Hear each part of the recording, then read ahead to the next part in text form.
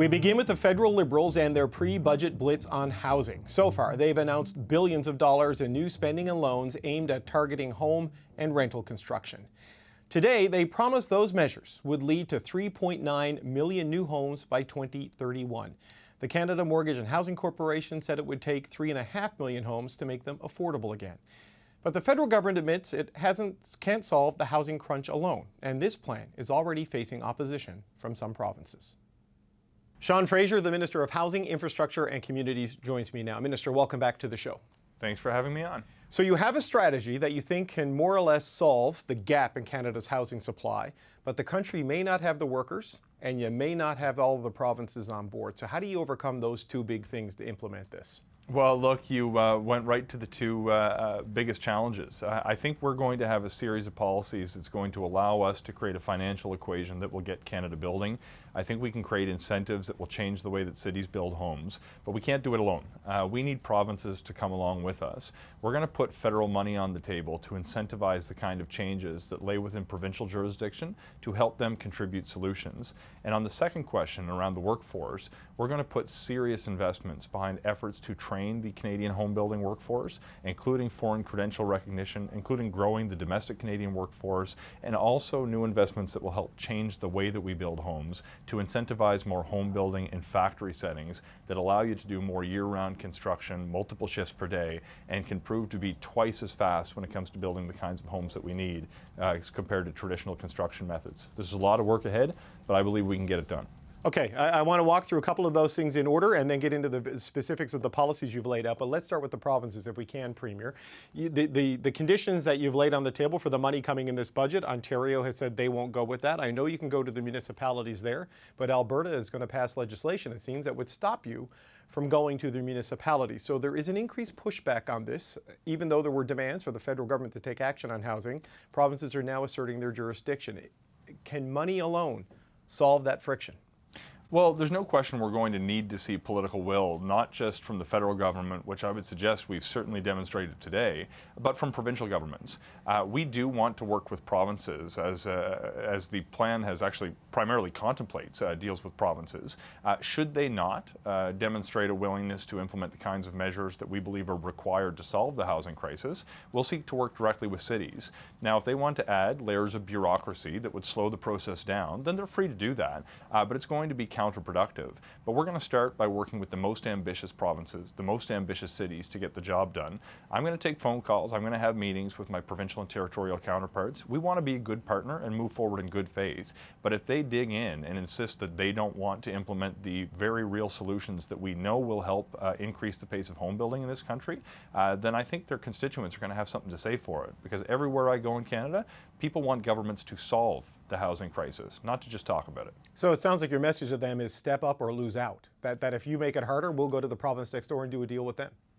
Look, I want to preserve the ability to have good faith conversations, but we are absolutely asking provinces to step up. But we're not just asking them. We're putting money on the table to incentivize them to do things that they could already do for free that are within their jurisdictions. So my sincere hope is that they're going to implement the kinds of policy reforms and potentially match some of our funding contributions to build more infrastructure, to build more homes, so we can actually solve the housing crisis. But should they not demonstrate the political will to get the job done, then we're going to find ways to work directly with communities wherever possible. Okay, on the workforce challenges, Minister, I know you say you're going to spend money on training, but there aren't enough workers right now in the construction industry to build at the pace that is required.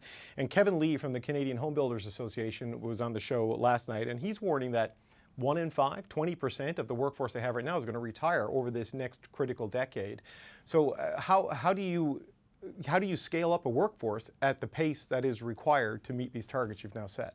Well, first of all, let me take an opportunity to thank Kevin. He's provided invaluable advice that helped to lead to some of the policies that we're rolling out today that we believe is going to help scale home building production in this country. He's absolutely right.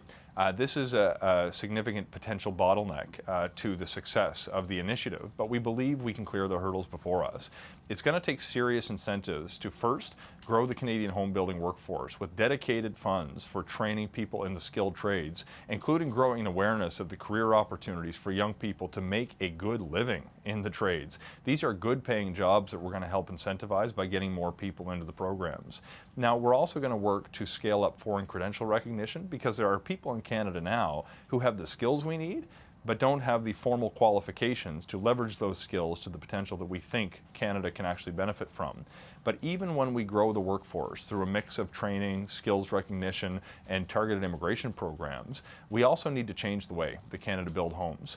We have an opportunity to scale home building factories that exist today and attract more investment that again will create good paying jobs for Canadians and provide a solution to the housing crisis by building at a far greater pace. There's a number of elements to that plan, including direct investments that will benefit factories, but there's also new programs like the Home Design Catalog that will help create economies of scale that we believe will help increase the rate of home building when we align design, manufacture, municipal approval and financing rules to build certain kinds of homes. We believe we can create more cost-effective, labor-efficient designs that will be produced at a higher pace than is currently possible in the Canadian economy today. So you're putting options and you're putting incentives on the table, but you're also putting federal land on the table here.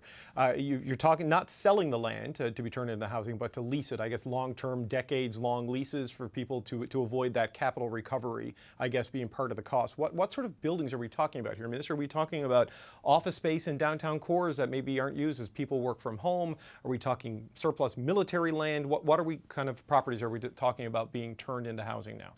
There's a significant number of different kinds of properties that could play into this. Now, the federal government owns significant numbers of parcels of land right across the country. Some of them aren't great for home building. Some of them are perfect for home building. Now, some of those possibly could still be disposed if the federal government doesn't have an interest in maintaining them. But we have a mix of different properties, some which don't have anything on them today, some of them which may have a building that's not mutually exclusive to the possibility of home building. It could be vacant offices in Ottawa. It also could be space for new builds that are on a property that one building exists that doesn't take up the entire space. It could be on bare land that may exist today that we could lease out for the purpose of building a housing development that could be subject to a lease over the life cycle of the entire building. The advantage is that you take the cost of the land out of the input when a builder is actually looking at whether the math is going to work. This is going to reduce the cost of construction, but it also affords the opportunity to pass on those savings to the people who live in the land, live in the homes on the land, because the federal government making that contribution will be able to negotiate terms of the lease that would require a certain level of affordability to ensure that we're getting the good return on investment that reduces the cost of living for Canadians. This is a sea change in the way that we want to leverage federal lands, but my view is where there's a public interest in the public lands, those lands should remain public, and we have an opportunity to dramatically scale home building on public lands in a way that will protect the level of affordability that Canadians will enjoy by reducing the cost of construction and negotiating with builders in exchange for access to those properties. You've got a target of almost 4 million homes that you say can be built under this plan if fully adopted and implemented over the next 7 years. That's 550, 560,000 homes a year. We're nowhere near that kind of scale. So a lot of this has to come together really quickly for this to work. And it's coming at a time, Minister, where the labor shortages, while you have a plan, it's going to take time to deal with that. It's going to take time to get people into the financial mechanisms you're putting on the table, and it seems like it's going to take some time to get the provinces on board. Well, the good news is we've already started. You'll recall back not long after my appointment, we made certain changes around tax policy for apartment construction with the removal of the GST, and we saw thousands of new units come online that otherwise would never be built. We also were rolling out the Housing Accelerator Fund, which has now concluded 179 agreements that has fundamentally changed the way that cities and communities build homes in this country by making it easier for people to build homes and reducing the timelines to get an approval. Today represents a series of new measures that are going to dramatically scale up the financial incentives to build, allow more people to take part in the solution by engaging Canadians who may want to get involved in home building, including on their own property, as well as large institutional builders, continuing to make it easier to build in cities and changing the way that we build homes. This is not going to be easy, but nothing worth doing is. We want to solve a major national crisis, and if we don't have the political ambition to set that goal, then we're going to be doomed to fail from the beginning. But we want to succeed. We want to solve the crisis, and I believe we can. You're calling it a crisis in your own words. We heard the Deputy Prime Minister today speaking about how young people feel the deck is stacked against him. The Prime Minister saying it used to be that the deal was that if you worked hard, that if you got a good job, you would be able to afford a home.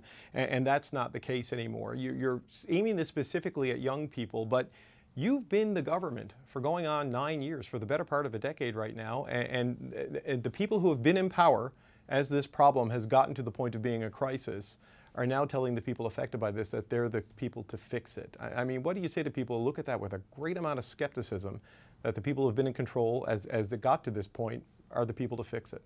Look, first of all, skepticism is a healthy thing in a democracy. I'm not asking people to believe in a promise. I'm asking them to believe in a plan. They can read it for themselves and determine whether they think it's going to address their very real concerns that we need to respond to.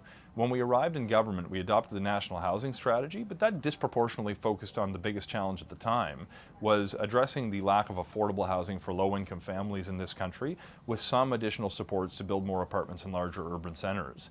As we started to come out of the pandemic, when we saw a lot of the housing supply in this country bought up when interest rates were very low, we saw inflation impact the cost of building with rising prices for material, labor, land, interest, and other aspects of home building, and we suddenly saw a rapid increase in home prices and a lack of availability for people in cities and communities, big and small, across the country. As the landscape changes, so too must our policies change. We are responding to the changing nature of the housing crisis that is not just impacting Toronto, Montreal, and Vancouver, but even in my hometown in rural Nova Scotia. We need to do everything we can. David, I'm one of the few cabinet ministers who's still in his 30s for at least a few months more. Everybody my age and younger is consumed with this issue. There's few people talking about the dream home they're going to have one day and are worried about whether they can afford the place that they're already living in. We want to create a sense of hope that we can create opportunities for people to own a home one day if they choose, or to find a rent that they can afford. Today's plan charts a path that's going to allow us to get there, so long as other levels of government come along this journey with us. Well, it just as a final question, Minister, the reviews of the plan from a lot of people who work in this space, the homelessness and housing advocates we've spoken with, say it's ambitious, possibly achievable, and will deal with a lot of what they have considered to be the problems in this space. But you've got about 18 months to the next election at maximum, and this is coming very late at a time of great frustration and anger with your government. I mean, politically, are you worried you just have left this too late as a government for it to make a difference in the time you have left and for your political fortunes? Look, my view is it's always the right time to do the right thing. And as you know, a friend of mine who recently passed away, Brian Mulrooney, his voice is in my ear, reminding me not to focus on the headlines that are going to be earned over the next few weeks, but the problems that we're going to solve over the course of the next generation. The reason that we're putting a plan on the table to solve the national housing crisis is because we want to create a sense of hope for the next generation, that they can actually find a place to live that they can afford. I don't think that's too much to ask in a country as wealthy as Canada, and the plan that we put on the table today is reasonable, achievable, and ambitious. I think it's the right path forward, and we can solve the housing crisis. Minister Sean Fraser, always appreciate the time. Thank you, sir. A pleasure, as always.